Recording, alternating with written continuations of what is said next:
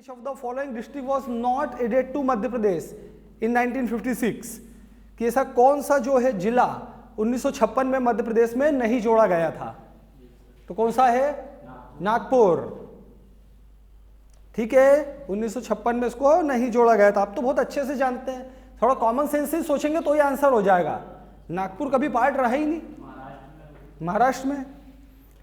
फिर second question है, first विधानसभा speaker कौन है? पहले विधानसभा स्पीकर ये बताया भी है मैंने, कुंजीलाल दुबे, विधि पुरुष पढ़ा था अपन ने, तब बताया था मैंने आपको। फिर third, business capital of MP है ना, औद्योगिक राजधानी, ये अपन अभी पढ़ चुके हैं, इंदौर। फिर अगला है कि विच of the following district of MP, कि ऐसा कौन सा है जो मध्य प्रदेश का जिला है? तो अगर मालवा तो राइट आंसर है, पर कल मैंने आपको बताया था नक्शे को यदि याद रखोगे ना तो इजी रहेगा, कि आपको अपन जो कल पढ़ रहे थे वो तरीका ज्यादा होता है इस तरह के क्वेश्चन के लिए। कल मैंने एक एग्जाम्पल भी दिया था आपको जो एग्जाम में आया, कि उन्होंने ठीक पूछा था धार के उत्तर में कौन सा जिला है। तो ये क्वेश्चन किताब में कहीं नहीं दिखेंगे, आपको मैप का ध्यान होना चाहिए। और कल का भी कर लिया था ना, जैसे अपना कल मैंने बताया था राजस्थान को कौन से जिले छूते हैं, है ना, यूपी को, तो बाकी उसके आगे के टैली करे थे मैप से। अरे करके देखा कितने जिलों से गुजरती है, तो आपने मैप में देखा था बाद में मोबाइल पे। काय में आगर मालवा, हाँ 14 ही होंगे, टैली कर लेंगे अपन। तो आप तो मैप में देखना ना, वैसे ही दिख जाएगा, कोई जरूरत ही नहीं किसी की। चलो फिर स्टेट ट्राइबल म्यूजियम, आदिवासी संग्रहालय कहाँ है? भोपाल। अपन को म्यूजियम भी पढ़ने, बड़े बड़े बहुत महत्वपूर्ण म्यूजियम है एमपी में। फिर old Vidhansabha in Bhopal is also famous as which of the following name, पुराने विधानसभा भवन को क्या बोलते हैं? Minto hall. ये पीएससी में बहुत आता था क्वेश्चन पहले, अभी कुछ समय से बंद है। फिर आगे seventh, which of the following is present in Mandu, तो मांडू में कौन सी चीजें स्थित हैं? तो देखो असरफी महल भी है, रूपमती भी है, जहाज महल भी है, तो उपरोक्त सभी ये तीनों के तीनों जो हैं मांडव में हैं। Ahilyabai belongs to which of the following dynasty, Ahilyabai किस राजवंश से संबंधित है? होलकर।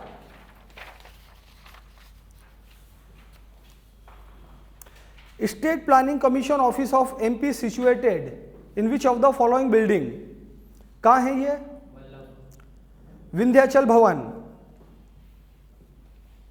सचिवालय है, वल्लभ भवन जो है सचिवालय है। वो जो भी आईएएस यदि ऑफिसर तुम बनोगे ना तो पहले 7 साल वहीं रहने पड़ेंगे, 7 साल तक वहां ट्रेनिंग चलती रहती है, आपको अलग अलग काम दिए जाते हैं, वो कहते हैं वल्लभ भवन।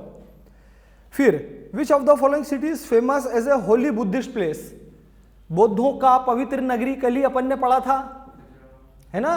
बौद्धों की खजुराहो थोड़ी है, सांची। खजुराहो का बौद्धों से कोई लेना देना नहीं है, वहां जैन मंदिर और हिंदू मंदिर है। फिर तवा केनाल किस जिले में है? अपन सभी नहरें पढ़ेंगे। होशंगाबाद, अच्छा 11वां छूट गया। एमी कामनी किस खेल से संबंधित है बताओ? तो स्नूकर। ये रिसेंट का क्वेश्चन है, अभी अभी न्यूज में है, स्पोर्ट्स पढ़ेंगे अपन। फिर अच्छा तवा नदी हो गया, होशंगाबाद में है।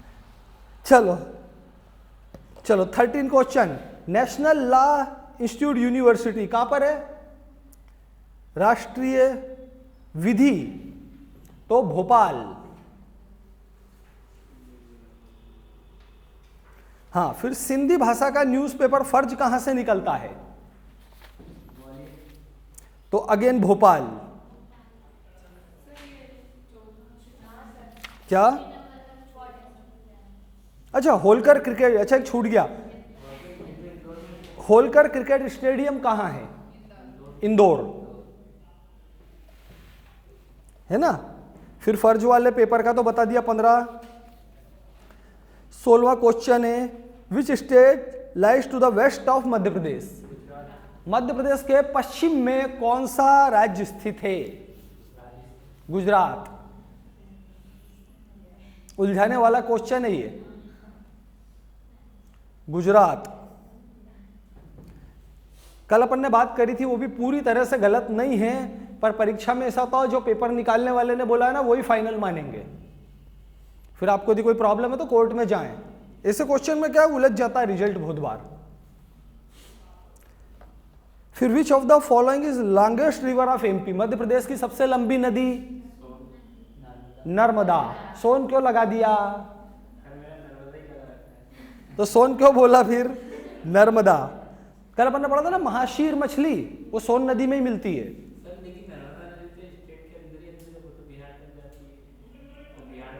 एमपी की सबसे, मध्य प्रदेश की सबसे लंबी नदी नर्मदा। आप कंफ्यूज नहीं हो, नए नए लॉजिक नहीं किए तो बिहार भी जाती है।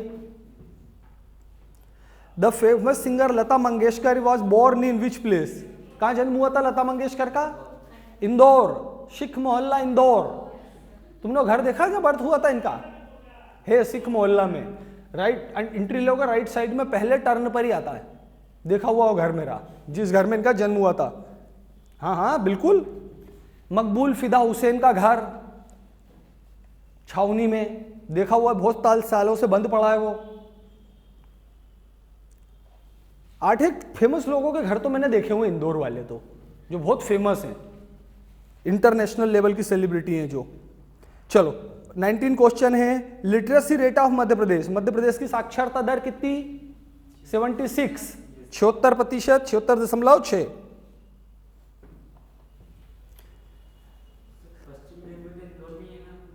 Waste central railway Jabalpur.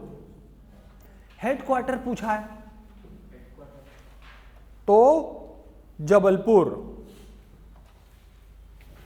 बहुत बड़ा रेलवे स्टेशन है अपने इंदौर का। बहुत स्टूडेंट है अपने इस भोपाल रेलवे में मेरे, कभी जरूरत पड़े तो बताना। हाँ, who was the first governor of MP? बहुत इसके बारे में तो बहुत सारी चीजें बताई थी। अच्छा आरजू जरा बताओ पहले गवर्नर कौन थे मध्य प्रदेश के? आरजू सुन रहे हो उधर ऑनलाइन में? हाँ बताओ पहले गवर्नर कौन? कौन बोल रहा है बीच में? आरजू बोल लगी ना, बोलो।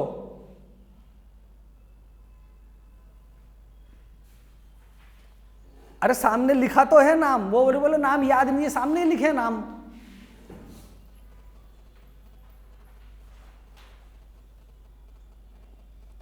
पट्टा भी सीतारमैया।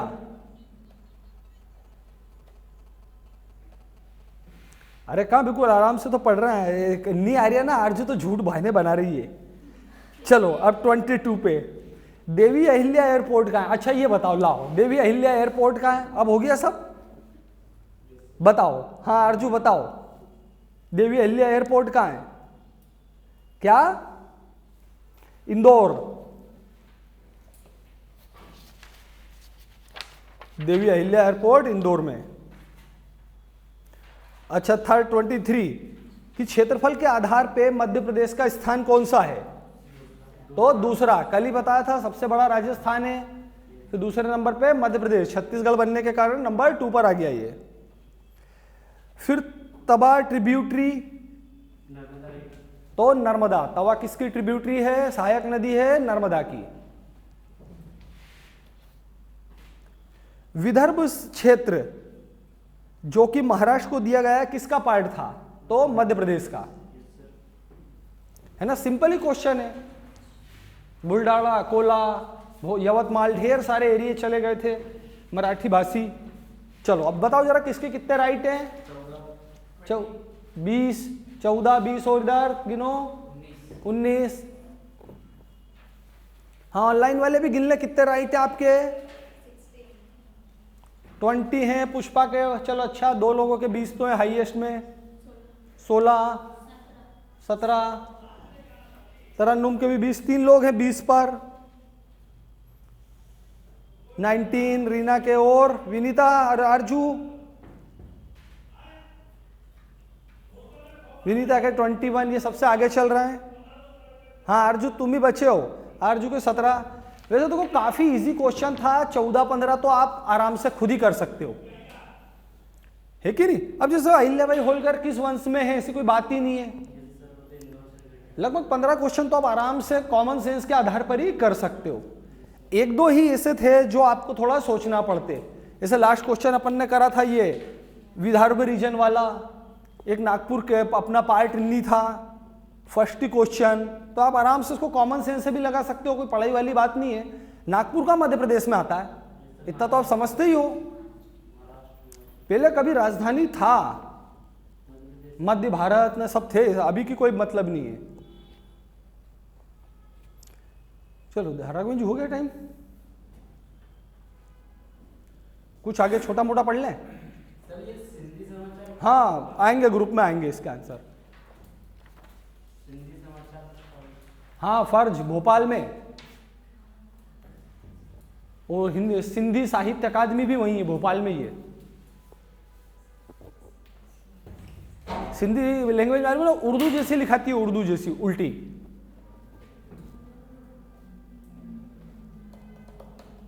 अपने वैसे इंट्रोडक्शन में थोड़ा सा हिस्सा बाकी है अभी। भोपाल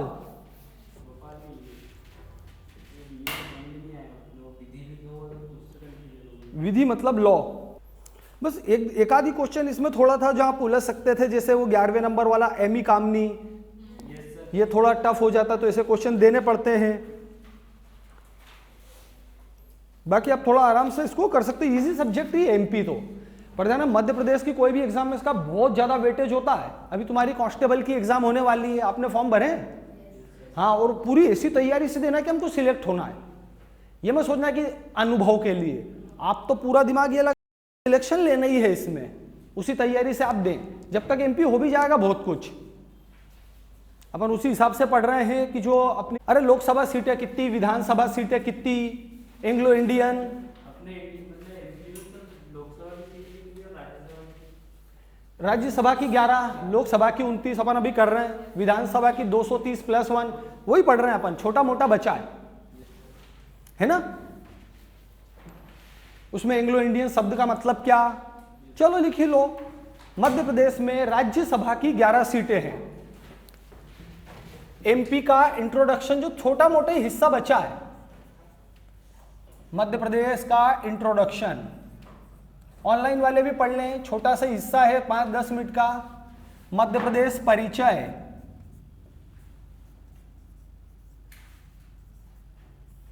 है ना। अब देखो, पहले अपन लिख लो विधानसभा की सीटें, लेजिस्लेटिव असेंबली की विधानसभा, तो इसको ऐसा लिखना 230+1।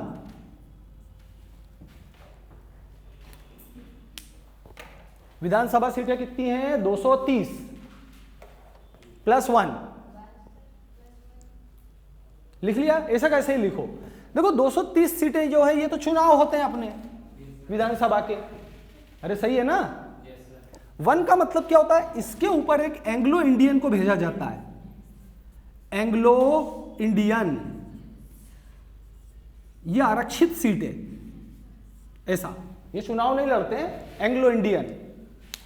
अब एंग्लो इंडियन क्या, ये तो परीक्षा में ही आता है कि एंग्लो इंडियन का मीनिंग क्या होता है, क्या होता है, किसी को मालूम है एंग्लो इंडियन? बिल्कुल।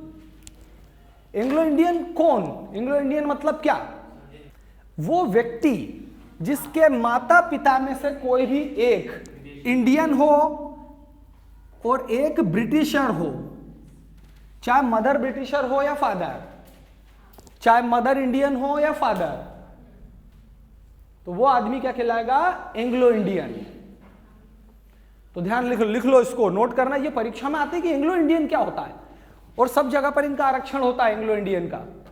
लिखो, वह व्यक्ति जिसके माता पिता में से एक व्यक्ति इंडियन हो और एक ब्रिटिशर, एंग्लो इंडियन कहलाता है। करेंगे, बहुत टाइम से डिमांड है। लिख लो, वह व्यक्ति जिसके माता पिता में से कोई एक इंडियन और एक ब्रिटिशर हो, एंग्लो इंडियन कहलाता है। ठीक है, काफी सारे लोग हैं।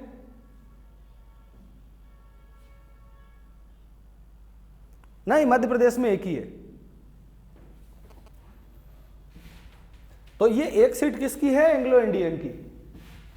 इनको गवर्नमेंट अपने हिसाब से भेजती है।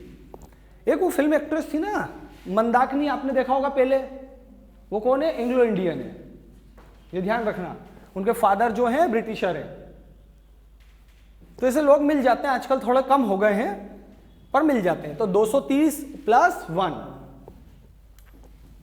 चलो विधानसभा की सीटें अब लिखो।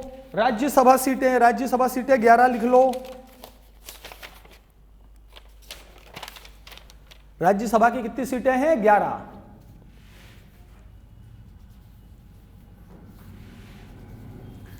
और लोकसभा की 29,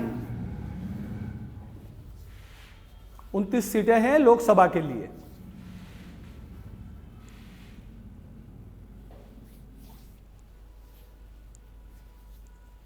ठीक है यहां तक। अब इसमें आरक्षण की व्यवस्था कि विधानसभा में कितनी, लोकसभा में कितनी, राज्यसभा में ऐसा आरक्षण वाला नहीं रहता है। विधानसभा में लोग कैसे जाते हैं? अलग से उनको एक सीएम की परिषद भेजती है। वो चुनाव नहीं लड़ते ना, राज्यसभा के चुनाव नहीं होते ना कभी, ये पार्टियां भेजती है जिसकी गवर्नमेंट होती है। तो अपना लोकसभा में आएगा और काय में आएगा? विधानसभा में। लिख लो, लोकसभा में एससी के लिए 4 सीटें आरक्षित है। यानी एमपी की कोई भी 29 में से 4 सीटें कहां पर जाएगी?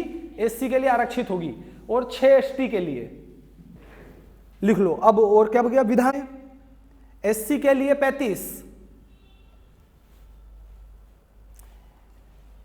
क्या बोल रहे हैं? क्या बताना है? लोकसभा में एससी की 4 और एसटी की 6।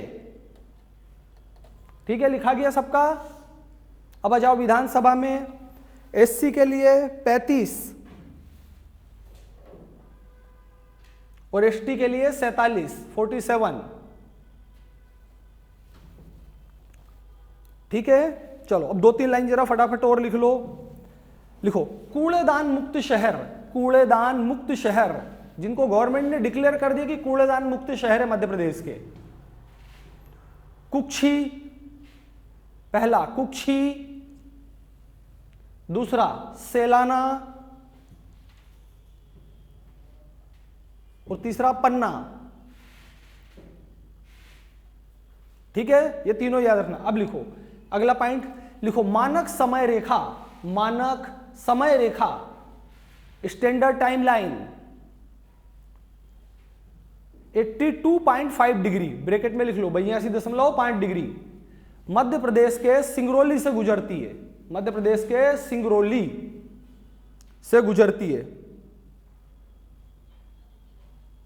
मानक समय रेखा मध्य प्रदेश के सिंगरौली से गुजरती है, ध्यान रखना है। एकमात्र जिला, स्टैंडर्ड टाइमलाइन। अब देखो नेक्स्ट एक और लिख लो, मध्य प्रदेश के झाबुआ जिले तथा सिंगरौली जिले के बीच, मध्य प्रदेश के झाबुआ जिले तथा सिंगरौली जिले के बीच 34 मिनट का अंतर आता है। 34 मिनट तथा सिंगरौली जिले के बीच 34 मिनट का अंतर आता है। अभी अब लिख लो, मैं समझाता हूं क्या बात चल रही। मतलब मध्य प्रदेश में ही समय का अंतर होता है। यदि आप झाबुआ में हो और क्या होगा 9 बज रही है, तो उसी वक्त सिंगरौली में क्या होगा 34 मिनट आगे चलेगा। वो मध्य प्रदेश के अंदर ही इतना टाइम का डिफरेंस आ जाता है कि नहीं? समझ में आया? ये अलग अलग टाइम लाइन बना रखी है। देखो जैसे पूरे भारत में एक साथ सुबह 6 थोड़ी बजती है। अरे सही है ना? तो ये सूर्य की 34 मिनट का अंतर आता है, जो 24 नहीं 34 टाइम का अंतर होता है। मैक्सिमम मध्य प्रदेश में भी इतना अंतर मिलेगा। झाबुआ से कहने का मतलब क्या, तुम्हारा इधर पश्चिमी जिला। अरे सही है ना, झाबुआ पश्चिम में, सिंगरौली क्या हो गया इधर पूर्वी। तो मैक्सिमम अंतर मध्य प्रदेश में कितना हो सकता है 34 मिनट का। अलग अलग जगह पर अलग है, बस अब तो 34 मिनट याद रखना, ये अपने काम का है। समय रेखा कहां से गुजरती है? सिंगरौली, ये ध्यान रखना। अब लिख लो नेक्स्ट और पॉइंट लिखो, मध्य प्रदेश के सभी संभाग, एक मिनट क्या लगा, मध्य प्रदेश के सभी नहीं, मध्य प्रदेश के सभी काटो। उज्जैन, भोपाल, मध्य प्रदेश के उज्जैन, भोपाल, सागर, जबलपुर, शहडोल संभाग कर्क रेखा पर स्थित हैं। अपन ने कल जिले पढ़े थे, ये कौन से हैं? संभाग है। सागर, जबलपुर, शहडोल, उज्जैन, भोपाल। अब नेक्स्ट लिख लो मध्य प्रदेश के वो जिले जो छत्तीसगढ़ को छूते हैं, मध्य प्रदेश के छत्तीसगढ़ को छूने वाले जिले। कल मैंने आपको राजस्थान, गुजरात, यूपी के करवा दिए थे, अब दो बचे महाराष्ट्र और छत्तीसगढ़, है ना। तो अपन लिख लेते हैं, आपको समझाना तो सब हो गया है, सिर्फ नाम ही लिखना है। लिखो पहला बलरामपुर, सूरजपुर, कोरिया,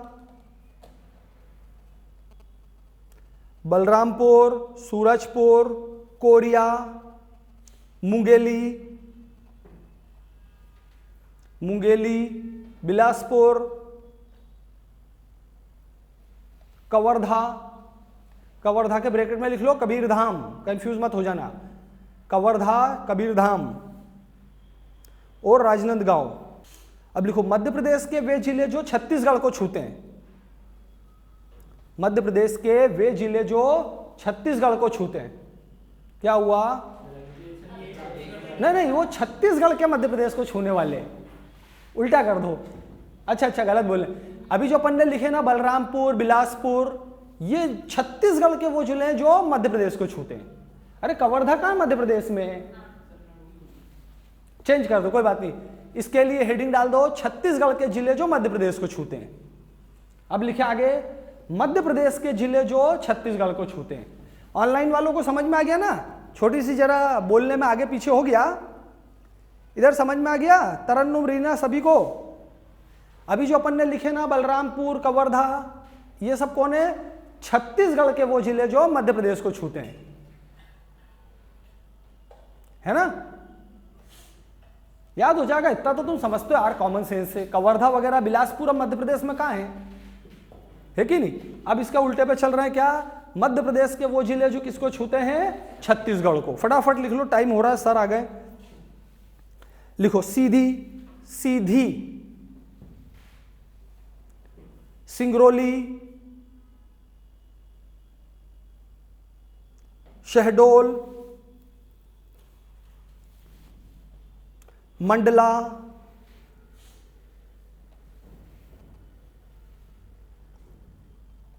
अनूपपुर। ऑनलाइन में लिखा रहा ना आराम से, जल्दी तो नहीं बोल रहा हूं कहीं मैं, है ना? ठीक है। मंडला, अनूपपुर, डिंडोरी और बालाघाट, है ना। ध्यान से रखना, मैप में देख लेना, आराम से याद हो जाएंगे। अभी टाइम नहीं तो मैं आपको और ज्यादा एक्सप्लेन कर देता। चलो अब लिखो मध्य प्रदेश के वे जिले जो महाराष्ट्र को छूते हैं, मध्य प्रदेश के वे जिले जो महाराष्ट्र को छूते हैं।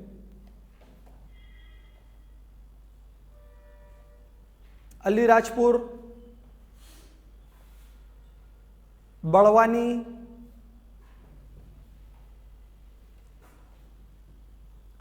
खरगोन, अलीराजपुर, बड़वानी, खरगोन, खंडवा, बुरहानपुर, बैतूल, छिंदवाड़ा, सिवनी,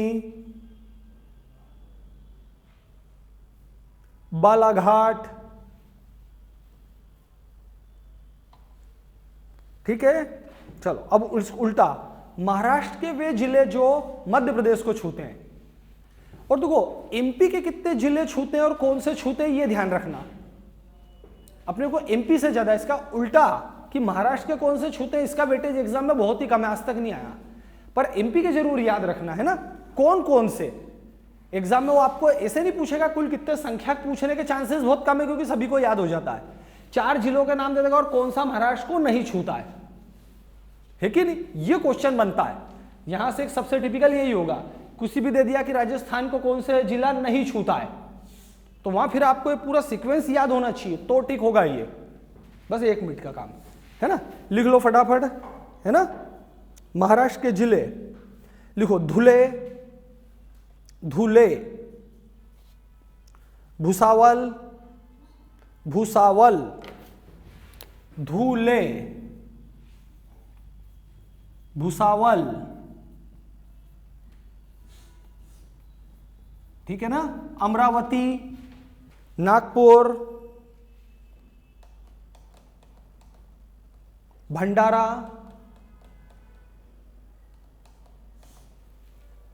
बुलढाणा, बुलढाणा,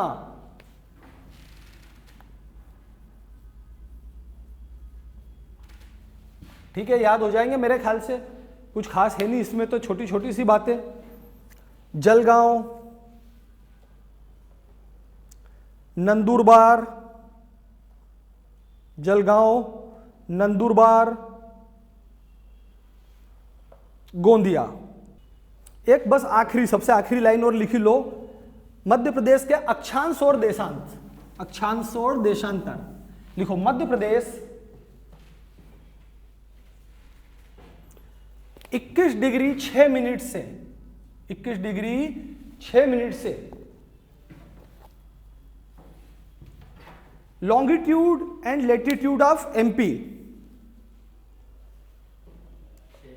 21 डिग्री 6 मिनट से 26 डिग्री 30 मिनट उत्तरी अक्षांश, नॉर्थ लेटीट्यूड, ठीक है ना। अब देखो 21 डिग्री 6 मिनट से 26 डिग्री 30 मिनट, ये 21 वाला कहां पर आएगा? बुरहानपुर में, नीचे से ऊपर जाएंगे। अरे एमपी का मैप देखा होगा आपने, नीचे की तरफ क्या है? 21 डिग्री, ऊपर की तरफ जाएंगे तो क्या जाएगा? 26 डिग्री। तो ये डिग्री है और ये क्या है? मिनट, और आगे क्या आते हैं? सेकंड, यहां पे जरूरत नहीं है। तो 21 डिग्री 6 मिनट से 26 डिग्री 30 मिनट उत्तरी अक्षांश, है ना, तथा 74 डिग्री 59 मिनट से 74 डिग्री 59 मिनट से 82 डिग्री 48 मिनट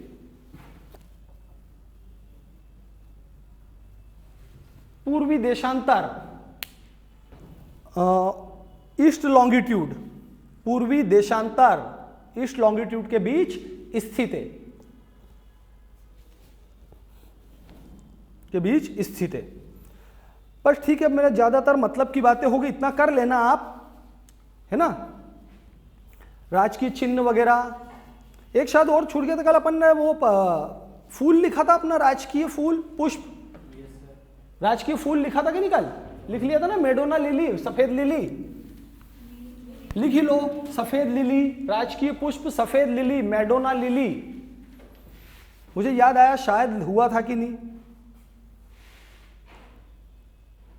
राजकीय पुष्प सफेद लिली। विलियम कैंडिमम लिख लो, इसका वैज्ञानिक नाम विलियम कैंडिमम,